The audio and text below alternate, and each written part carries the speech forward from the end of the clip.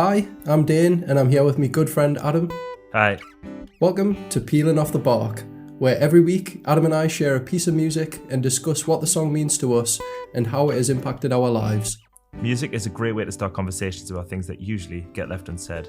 We hope that by having open and frank conversations on the podcast, we can encourage others to do the same. Hello, Dane, you alright? Hi, mate. Yeah, I'm good, thank you. How are you? For a second, I wasn't going to ask. I can't believe not that it. I didn't mean it. Well, you do already know from the conversation we've had earlier, so that is true. I'll save you the answer. So, what song are you going to present to us this week, Dane? So basically, the premise for this. So I'll give you a bit of context first before I jump into the song straight away. So I remember a long time ago. I believe you've heard this story before as well. But I was outside of the Bridge Tavern with a friend, and they basically introduced us to Richard Dawson. And I was like, for the pub, by the way, is in Newcastle. And he was like, "Oh, I've got this amazing new song that you need to listen to. Like, you're gonna love it." So he like had his phone out, and bearing in mind it was like rotten weather. It wasn't like nice to be stood outside of the pub at all. It's never good weather in Newcastle, to be fair. That is a good point, to be fair.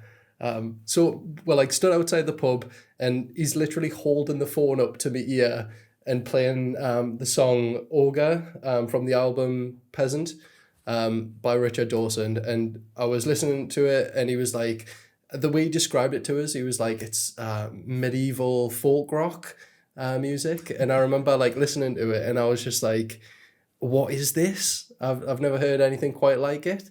I was a little bit blown away, to be honest. I really loved it. And then that kind of sent us spiraling down the journey of discovering Richard Dawson, what he's about, and like his different musical endeavors, essentially. So do you want to explain who Richard Dawson is for those? Because yeah, I know he is quite popular worldwide now, but I think a lot of people might not know who he is. Yeah, absolutely. I would guess. So he is, I would say, like a folk musician. I would still say he's kind of like underground. Is not necessarily well, he's definitely not a household name. But he's from Newcastle, I believe.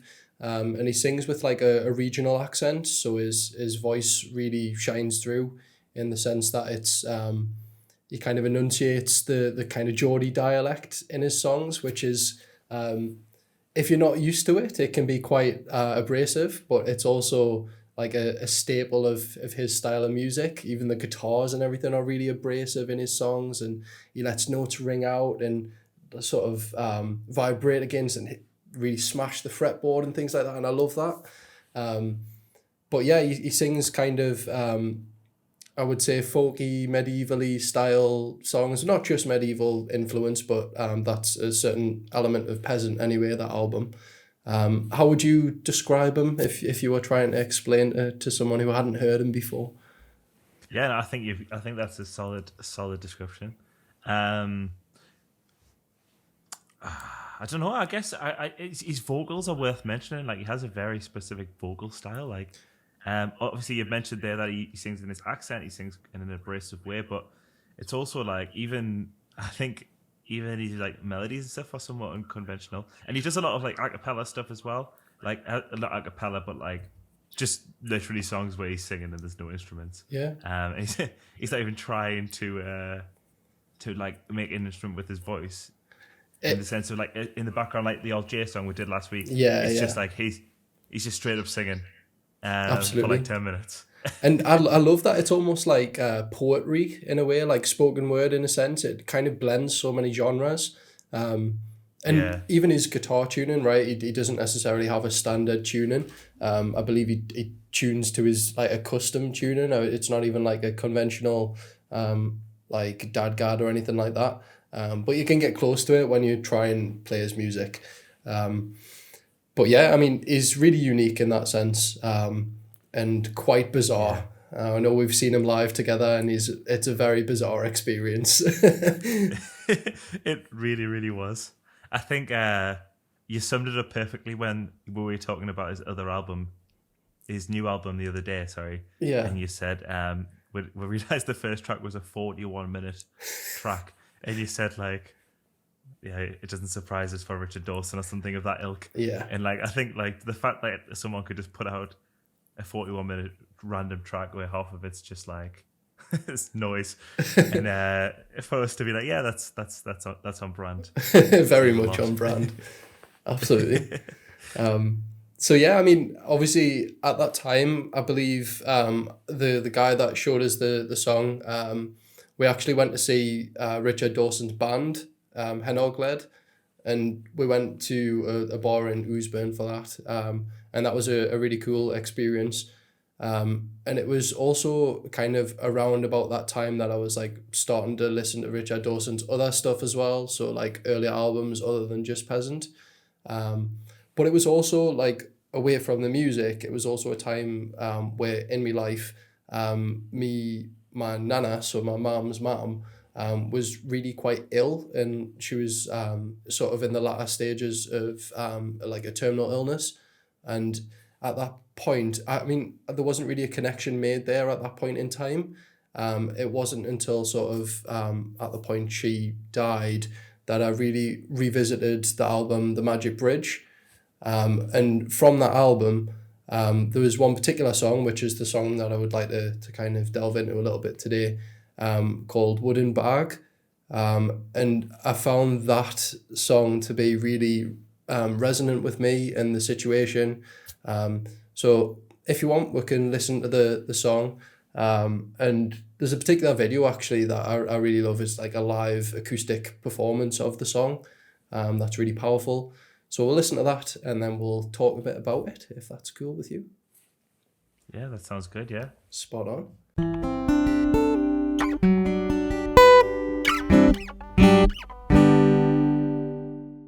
What did you make of that then? Class. I enjoyed it. Yeah, I loved it. Of course, can you hear me okay? Yeah. Okay, Yeah. I've got you. Of course, I've heard the song before. I remember you showing us it a while ago. And I remember it stood out was for a number of reasons. But yeah, to hear that performance, it's special, like, because I don't know, he's really going for it, isn't he? Like, he puts everything into it. I feel like from like you can almost hear like the anguish in his voice, that it's like a really deeply personal song to him, or at least by his performance it made it feel so personal and almost like he's just performing it for you kind of thing. You feel like you're in the room with him, the way that the video is shot as well. It's so personal. 100%. And yeah, I almost had us in tears. Like, it's so like on the verge. It's so yeah, it does feel for that exact reason. Like, it feels very genuine. I think it's even in the lyrics and stuff. It comes across like he doesn't. Like when he's talking about the Ladbrokes pens, Yeah. like it's so specific and honest that like it's not like he's trying to glam this story up in like a romantic way. It's quite literal. You would believe that is this person 100%. actually bought this bag in Geneva in 1938 or whatever it was. Yeah. It literally, and the reason that like I feel like I connected to it so much was like I thought of, obviously after me nana passed, I thought of me mum and me auntie. They went over to the house quite a few times to like kind of go through her things and her belongings and clear things out.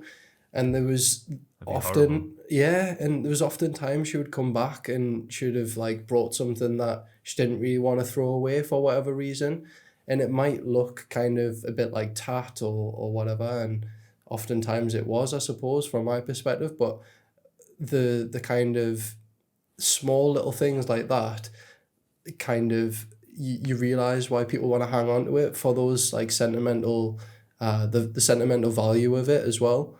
And just thinking of me mum having to like go through and sift through like not just the like material possessions, but like bags and things like that still have everyday kind of objects in them, like the pens, the used handkerchief, like the contraceptive pill, literally like all of those things like you could imagine in any person's bag, right? That you could go through, and for whatever reason, that really kind of hit home with us. And it made the song like really resonate with us on a whole new level at that time as well. Completely. It's like those things are like reminders that the person was living a life and they're not now, but also that like they didn't necessarily want the life to come to an end. They may not, like, it gives the impression that like they had everything there to live longer. You know what I mean? They live a few more days, a few more weeks, a few more months, a few more years, whatever. Like this person in this case, I can't speak to the stuff that your mom brought back from your grandma's, of course, but like the fact that they've got contraceptive pills implies that they were going to use them, and like I feel like seeing those items would make you realize that life's been cut short. Yeah, and I suppose in a way, like you're never ready for it or whatever, but those reminders, like, it's a horrible thought. absolutely. It's a horrible thing. And it's almost like no matter what age or you're never kind of ready for that kind of that experience of like you losing your life or like being end of life or whatever. And you certainly, the last thing on your mind during the kind of dying process is to worry about your possessions and kind of what was in your bag and things like that. It's never something you would clear out thinking, oh, like I better get rid of this before I die because someone else is going to have to go through them. And the beauty of that in a way is that there will be things that were authentic to your living life that kind of still remain after you're gone. And I think that's also what makes it so much harder to like throw those things away and decide what to kind of keep and what to discard.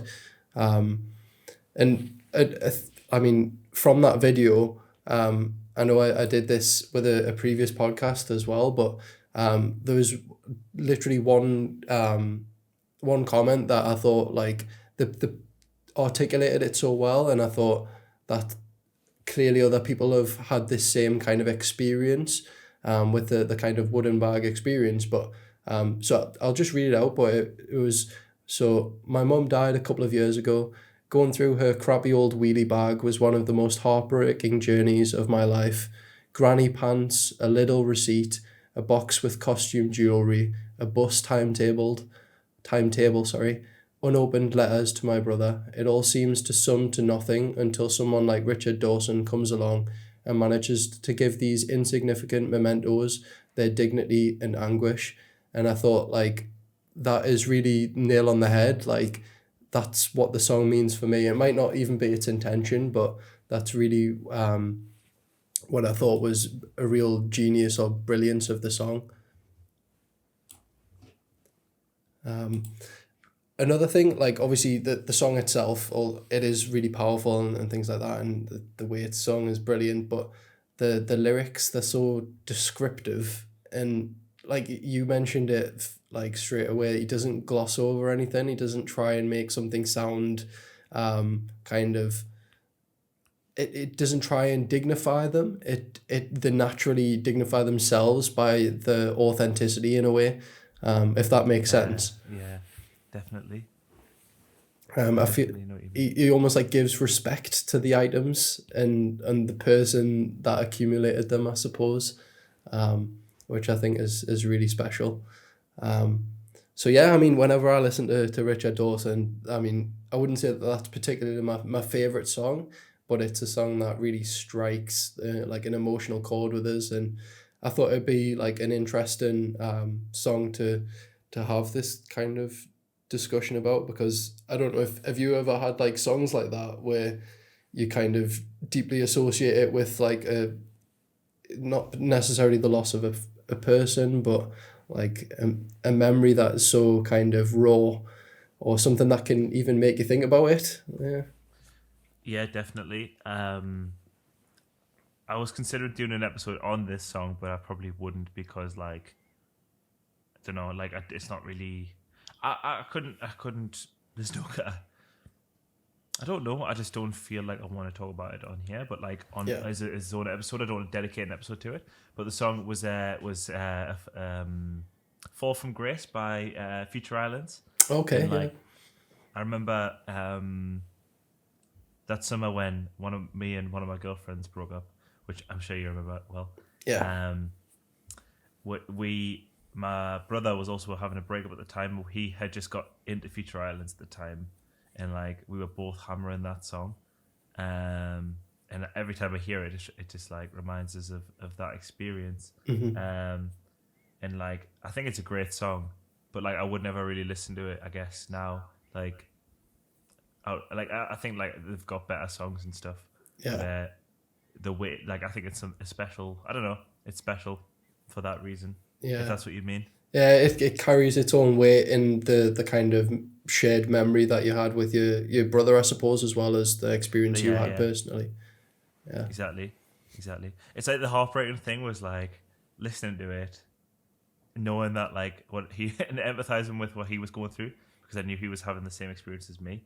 So it was like I feel rotten, and then it was just like 10 times worse knowing that he was also feeling rotten at the same time. Yeah. And that's also like kind of how I felt watching that video, because like almost I'm empathizing with him, who seems to be like agonizing over this experience he's had, yet him kind of unwittingly is relating to all of us who are having the same experiences every day, or like with family members. I'm sure everyone loses loved ones along the line, and I just think like it's a really special song, especially if you know someone that's going through something like that. To be able to share that song might give a bit of like context, or it might not, to be fair, but like having something in the locker to share with someone that might kind of share the load or share the burden a little bit of carrying that grief is something good to have in your locker, I think. And like if I knew someone that was going through something like that and I thought might appreciate that song, then I'd that would be up there, like with one of them that would be like, you know, could really help you through this. But I know everyone has different opinions in that sense, and it might not connect with everyone, but for me personally, I think it's a really powerful song. Definitely. Yeah. I think even if not, like having listened to it, thinking about the experience that he's had. I think you said once upon a time it was his mom that he's referring to in the song. Like his mother. Yeah, I mean that's what I interpreted. I don't know if that's ever been like confirmed or not. Okay. But that was my understanding of it, and I think even if it's not, like it could easily fit into any sort of loved one, or even a character that he's invented who is grieving someone else. I don't know. 100%. Either way, like it, as you said, it's irrelevant. It's gave me a bit of empathy for your experience, your mom's experience, and his experience, or the character's experience, whatever.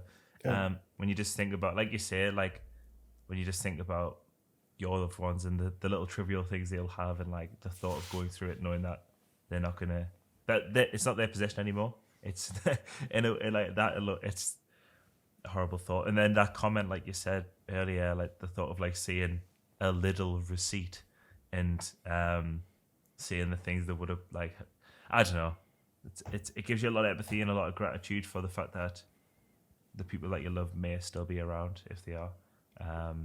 Yeah. So thank from my point of view, thank you for sharing it. No, you're very welcome. And I hope anyone else who decides to listen to it enjoys it as well. Yeah. So I don't know if you wanna wrap it up this week. I think I wrapped it up last week. I'll happily delegate. Okay, cool. Well, yeah, thanks for anyone who is listening. I hope you enjoyed it, like I say, and definitely check out Richard Dawson. If you haven't listened to this particular song, Wooden Bag, then definitely check out his other stuff, because he's got such a wide array of music. And for someone that isn't a household name, if you're into that kind of music, honestly, it's a rabbit hole you want to go down for sure. But yeah, other than that, I mean, you can find us on YouTube, where you can watch the podcast, and you can also find us through any audio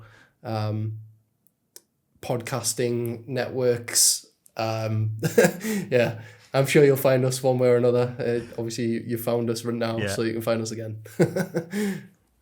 And also, I forgot to mention in previous episodes, we have got a playlist of all the songs that we've covered on the series so far in a Spotify playlist, which is in the YouTube, which will be in like the YouTube description or the podcast platform description or whatever. Yeah. So if you want to listen to the songs as well, they're in there, and I'm sure we'll link the song in the description as well of each individual video. If you do want to go down that rabbit hole, definitely. Yeah. Well, thanks again, Dave, for sharing. That was quite a hard topic, and I really appreciate you being open and honest, just like Richard Dawson himself. Thanks, man. I enjoyed sharing it. Cool. Then I'll see you next week. Will do, man. See you later.